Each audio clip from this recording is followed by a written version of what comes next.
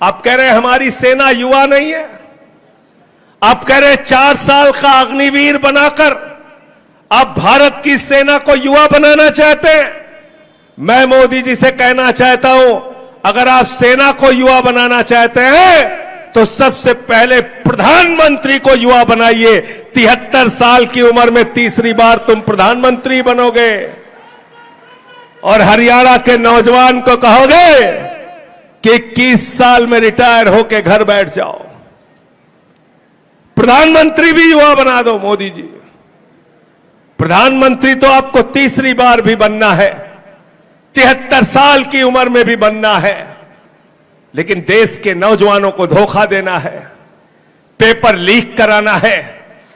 44 लाख बच्चों की जिंदगी बर्बाद हो गई। नीट का पेपर लीक हुआ। उत्तर प्रदेश के अंदर पुलिस कांस्टेबल की भर्ती में, दरोगा की भर्ती में 60 लाख नौजवानों ने फॉर्म भरा था, उसका पेपर लीक हो गया।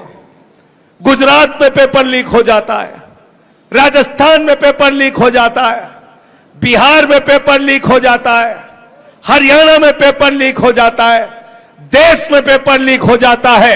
मैं आप लोगों से कहने के लिए आया हूं, हरियाणा के लोगों, ये बेईमानी और भ्रष्टाचार करके आपके बच्चों की जिंदगी बर्बाद करने वाले, पेपर लीक करने वालों का कॉलर पकड़ के इनको सत्ता से बाहर फेंकने का काम आप करो।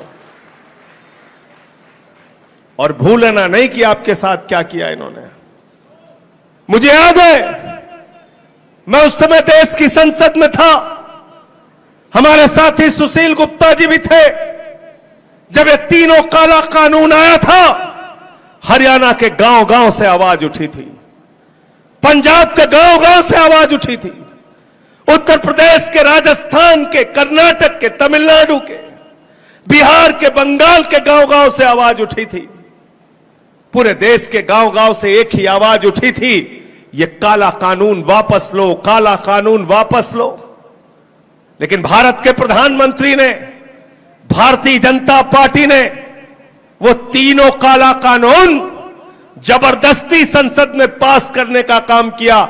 मैं उस वक्त मौजूद था, सुशील गुप्ता जी मौजूद थे, विपक्ष के तमाम सांसद मौजूद थे। हमने टेबल पे खड़े होकर माइक तोड़ने का काम किया। हमने कहा यह काला कानून पास नहीं होगा। बीजेपी के लोगों ने मेरी बहुत आलोचना की। ये संजय सिंह ने तो माइक तोड़ दिया, सदन की गरिमा भंग कर दी। मैंने भाजपाइयों से कहा, मैंने कहा बेईमानो, अगर तुम किसानों की हड्डी तोड़ोगे तो मैं माइक तोड़ने का काम करूंगा। तुम किसानों पे लाठी चार्ज नहीं कर सकते, तुम अन्नदाताओं पे लाठी चार्ज नहीं कर सकते।